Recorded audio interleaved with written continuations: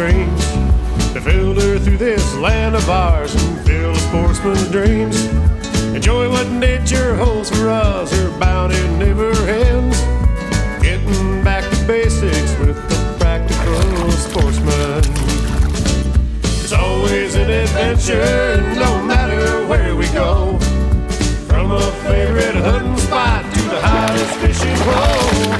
Outdoor life we all can share with family and friends.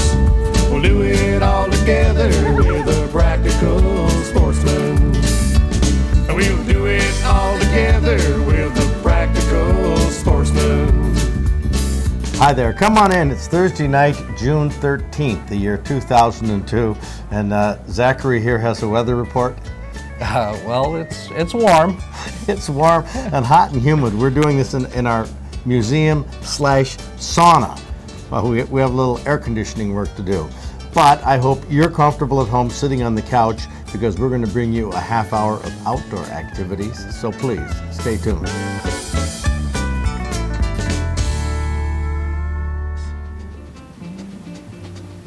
There we go. That's beautiful.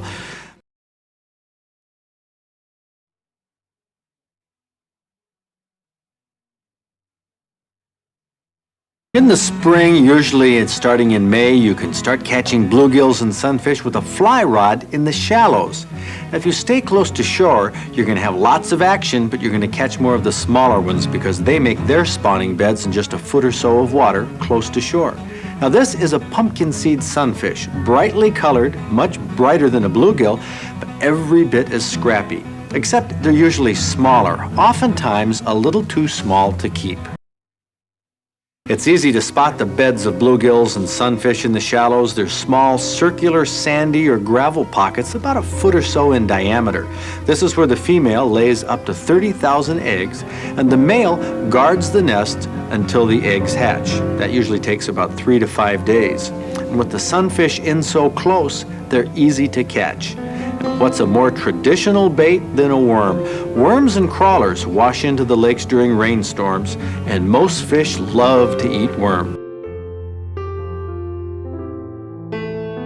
Now you can tell that this one is probably a bluegill, which is the most desirable of the small sunfish because it grows larger than pumpkin seeds, but you can tell it's a bluegill by the dark green body and the black spot on the gill flap. Now watch the way it goes after this second worm. Slurp, like that, no hesitation.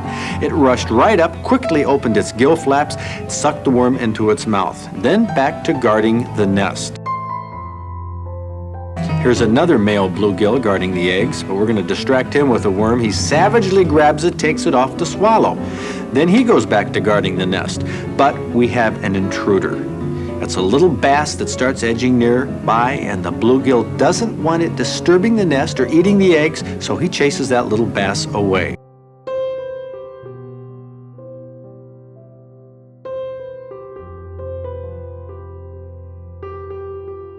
A little lure like this daredevil can be used to catch those big sunfish because it imitates an intruder. You want to use a small lure with an ultralight rod. Don't retrieve it too fast, and you'll find that a little lure or a spinner will threaten the fish on their beds. So what they'll do is they'll chase it. Sometimes they'll strike at it if they're mad enough.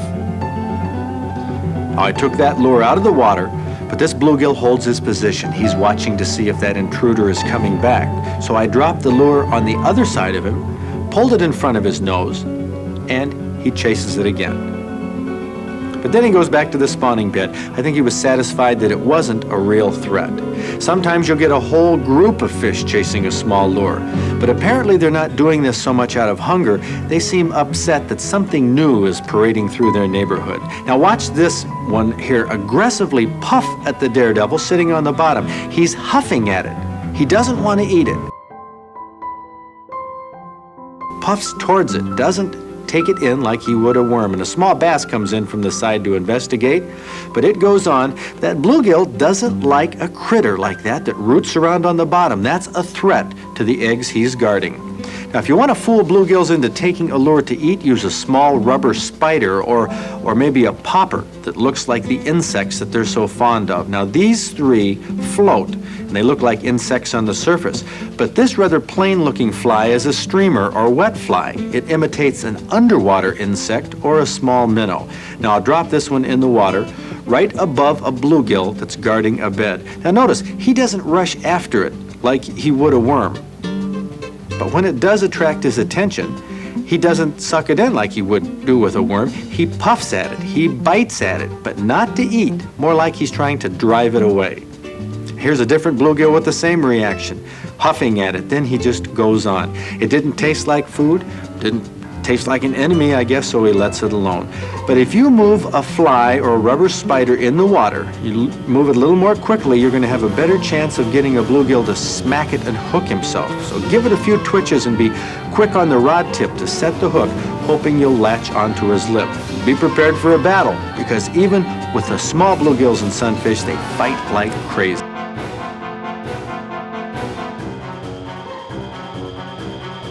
Now, when you're satisfied that the battle is over, lift him out of the water and see what you've caught. Now, pumpkin seeds are more prevalent in the shallower water like we're fishing right now. Bigger bluegills spawn in deeper water, 3 or 4 feet deep, which would be difficult to see from shore. Now, this one is good sized. In fact, it's eating size. It looks more like a bluegill. Sometimes you will catch gills that have some pumpkin seed characteristics, obviously some crossbreeding in their history.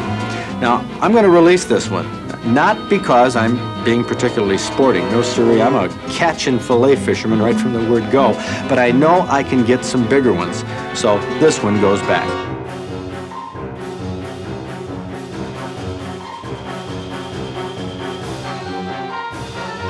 Rubber spiders and flies look natural in the water, floating like insects.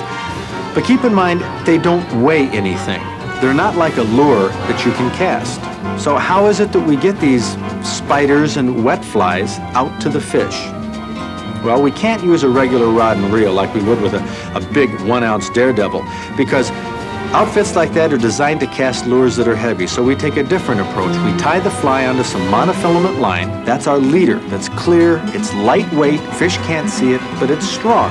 Use about 6 or 8 feet of 4 to 6 pound leader. Tie it to your fly line.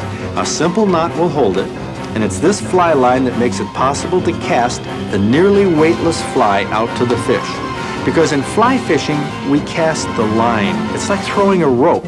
It's the weight of the line that carries the fly out to where we want it.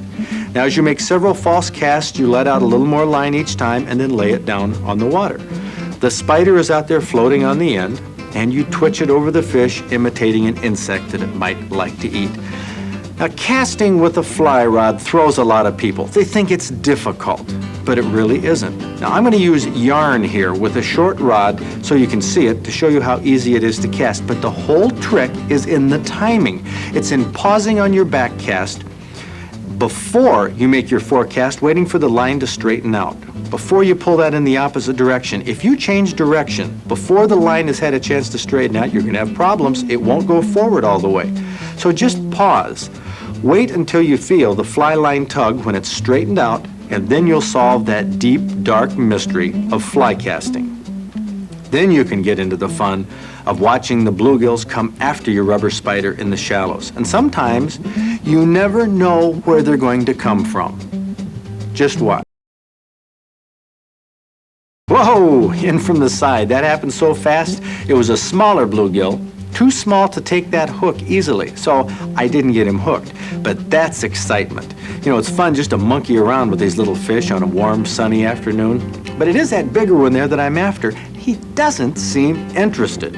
Now, bluegills feed primarily on insects. They also eat aquatic plants, but they don't feed at night normally, just during the day. Mornings and evenings are best. Now, watch it here. That little one's coming in for another attack. Watch, here it comes. Well, just like a flash. And I wonder, though, is that little fish hungry, or is it defending a bed that I don't see? Well, maybe it isn't even trying to take that spider in its mouth. But now I'm going to get that bigger one interested when I pull the spider away. Maybe it is hungry, I'm not quite sure. But I think it had better act fast, you know, because we're getting near the territory of that little one. Oh, there he goes again. Isn't that great? You know, it's interesting, though, how that bigger one won't react when the spider is overhead, but he will come off his bed to investigate. And coming up here is what I think is exciting. Watch it. I love watching that fish zero in on the fly, moves in slowly, and then smacks it on the surface. There we go. That's beautiful. But the question still is in my mind, did that fish strike to get something to eat, or was it being aggressive? Well, I'm going to have the answer here in just a moment. But we're going to see that this really isn't a bluegill after all. It is a pumpkin seed sunfish. Has the blue lines around its mouth, bright orange belly, red spot on the gill flap. And here's the answer to why the pumpkin seed struck. No hook in its mouth, it's hooked above the eye on its head. It was just slapping the spider out of anger. So back home it goes, angry as ever, I'm sure. But this is what is happening all over the country in late spring. Male bluegills guarding the nests, fanning the 20 or 30,000 eggs until they hatch. The females are out in deeper water where the males will go when the young arrive. But until then, it's guard duty. Occasionally grabbing a bite to eat or snapping at an intruder when it comes too close.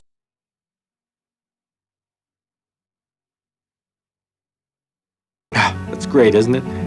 They're hard fighters in the water. They don't quit when you have them in your hand. They buzz back home with lots of energy and enthusiasm, and they're great to eat. That's why sunfish and bluegills are America's favorite in the fishing world.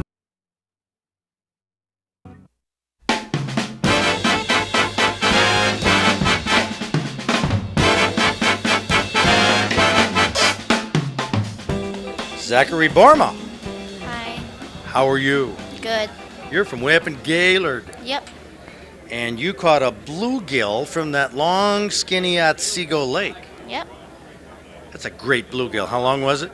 12 inches. Man, a foot long, 1 pound, 6 ounces. This was at the end of July. Yep. Wait, you remember if it was deep water or shallow water? I don't know, because I caught it off my neighbor's dock. Really? Yep. Wow, Oh, your dad there with the camera is saying 2 feet of water? Yep. That's not really normal for those big bluegill to be coming in, but let's see what, you caught it at 10 at night. Yep. Was it dark? I don't remember. Yeah, well, it would have been just about getting dark. And the strange thing is that bluegill shut off when it gets dark. You rarely catch a bluegill in the dark. But maybe that was a confused one. Yeah. That was a big, hungry bluegill. So did you get it mounted? We're going to. It's being mounted right now. Cool. Well, that's going to be great. That's a great fish, Zachary. Congratulations on the foot-long bluegill. Cool.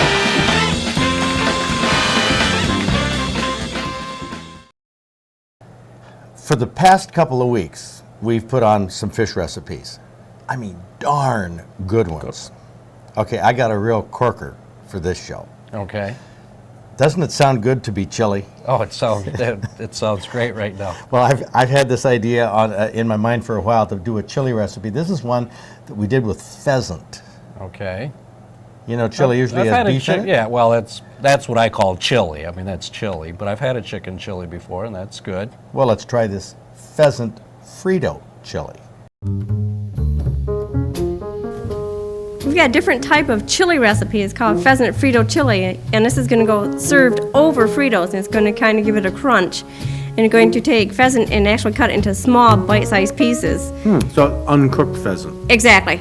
And you could grind it, but he says he prefers the pieces, and I agree. So that's white meat and dark meat Right, mixed just together? all mixed together, yeah. Then you're going to saute that with some onion and green pepper, and you don't want to cook this thoroughly, just to let the pink come out and the onions start to get just a little bit soft. And you're going to put in beans and tomatoes, and then tomato sauce.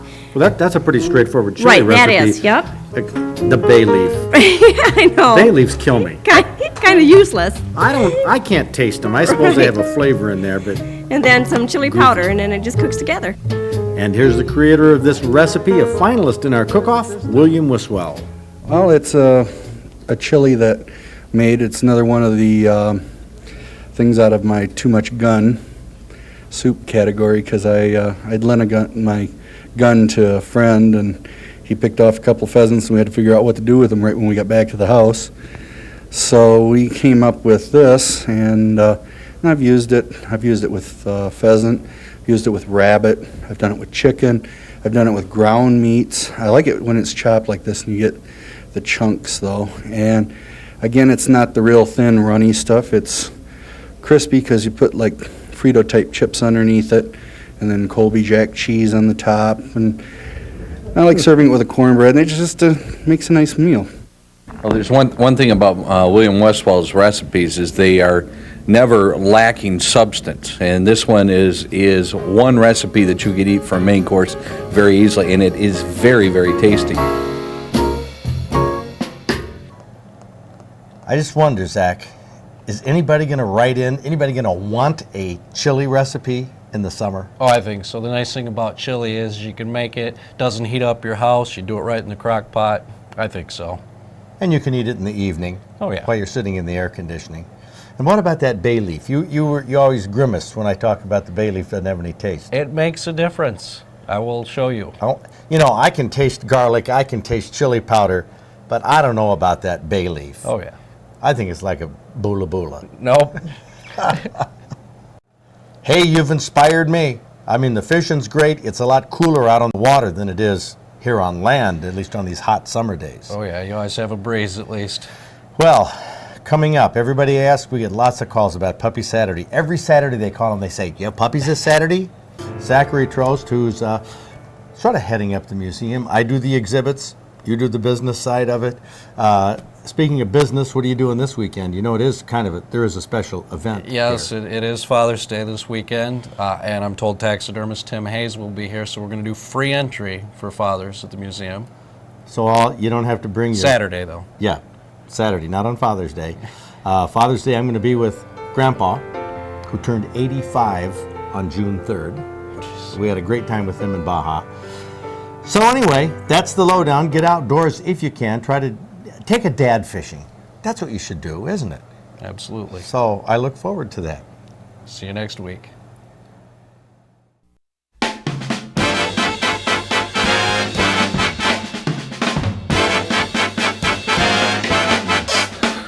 Troy Tooker.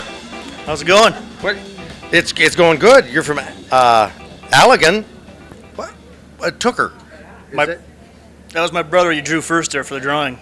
Oh, really? Oh, yeah, he's all excited. He's glad he came along now. Well, I guess so. But Tooker, is that like a Hollander name or something? No, yeah, it's probably, my dad's from Holland, a Dutchman. Oh, okay. And, of course, living on that side of the state. This was an opening day buck from Allegan County. It's a 7-pointer, but with an 18-1/4-inch spread. Look at the brow tines here. Wasn't sure how to tag it. I didn't know how to use my restricted license or the other license, but luckily at the DNR I used my the 4 on one side, and they let me count that as a point because this one wasn't. Well, I mean, here you go with the problem. That's exactly what you're always talking about, You don't know what it is until you walk right up to it. I mean, coming at me, he was only 20 yards away, and when I saw that, I thought for sure there's at least 4 points on one side. And you don't know until you walk right up to him. And that isn't your traditional point by any stretch. In fact, it looks like it was broken off back there, doesn't it? Yeah, it looked like kind of like palmade. It turned into like a mushroom. Yeah, I don't understand how it would break off the brow tines and leave the rest in good shape, but that's awesome. Yeah, he was laying in the neighbor's horse pasture. He come right up to the fence, and I was going to let him jump onto my property. And he turned around and started going the other way, so my brother and I, we had to gut it and throw it over the fence.